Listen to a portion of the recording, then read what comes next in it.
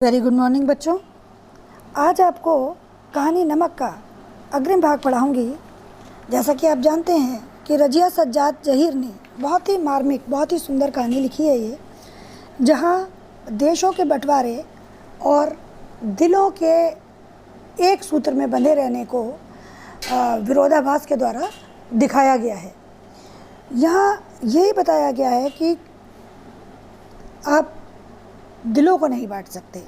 तो कहानी जैसा कि चल रहा है, एक नमक की पुड़िया लेखिका ले जाना चाहती है अपने हिंदुस्तान और वो नहीं ले जा पा रही है। कस्टम की दुहाई देते हैं उसके भाई, कभी वो चोरी से उसको ले जाना चाहती है, लेकिन अंत में छुपा करके वो उसको टोकरी को लेकर के जाती है।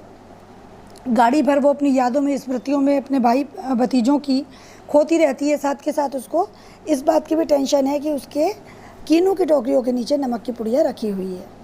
अब जब उतरती है ट्रेन से वो और कस्टम की जांच के लिए उसका सामान जाने लगता है, तो वो उसका फ़ैसला बदल लेती है। वो कहती है कि नहीं, मैं ये मोहब्बत का तोहफ़ा चोरी से नहीं ले जाऊंगी। वो जल्दी से पुड़िया उसमें से कीनू की टोकरी में से निकालती है और अपने हैंडबैग में रख लेती है। जब सामान जांच के बाद रेल की तरफ चला तो वो एक कस्टम अफसर की तरफ बढ़ी। वह लंबा पतला, आधे सफ़ेद आधे काले बालों वाला, खिचड़ी बालों वाला आदमी था। उसने उसके वतन के बारे में पूछा। उसने हैरान होकर अपना वतन दिल्ली बताया। लेखिका ने हैंडबैग मेज पर रख दिया और नमक की पुड़िया निकालकर उसके सामने रख दी और उससे जितनी भी सारी बातें थीं वो सारी बातें उसने उसको सच सच बता दी। सारी बातें सुनकर उसने पुड़िया को अच्छी तरह लपेटकर स्वयं सफिया के बैग में रख दिया और कहा कि मोहब्बत तो कस्टम से इस तरह गुजर जाती है कि कानून हैरान रह जाता है। उसने जामा मस्जिद की सीढ़ियों को सलाम देने के लिए कहा और सिख बीबी को भी संदेश देने को कहा। लाहौर अभी तक उनका वतन है और दिल्ली मेरा, तो बाकी सब रफ्ता रफ्ता ठीक हो जाएगा। सफ़िया कस्टम के जंगले से निकलकर दूसरे प्लेटफार्म पर आ गई। यहाँ सभी ने उसे भावपूर्ण विदाई दी। अटारी में भारतीय पुलिस रेल में चढ़ी। एक जैसी भाषा, सूरत, वस्त्र, लहजा, अंदाज व गालियों आदि के कारण लाहौर ख़त्म होने और अमृतसर शुरू होने का पता ही नहीं लगा। अमृतसर में कस्टम की जांच शुरू हुई तो वह कस्टम अफसर के पास पहुंची तथा अपने पास नमक होने की पूरी बात कह सुनाई। अफसर ने उसे साथ चलने को कहा। एक कमरे में जाकर उसने उसे बैठाया तथा 2 चाय लाने का ऑर्डर भी दिया। उसने मेज की दराज में से किताब निकाली। उसके पहले पन्ने पर लिखा था, शम्सुल इस्लाम की तरफ से सुनील दास गुप्ता को प्यार के साथ, ढाका 1946। लेखिका के पूछने पर उसने अपने वतन का नाम ढाका बताया। विभाजन के समय वह ढाका में था। जिस दिन वह भारत आ रहा था उसे 1 वर्ष पहले उसकी सालगिरह पर उसके दोस्त ने किताब दी थी। फिर वे कलकत्ता में रहकर पढ़े तथा नौकरी करने लगे। उन्होंने बताया कि हम वतन आते जाते थे।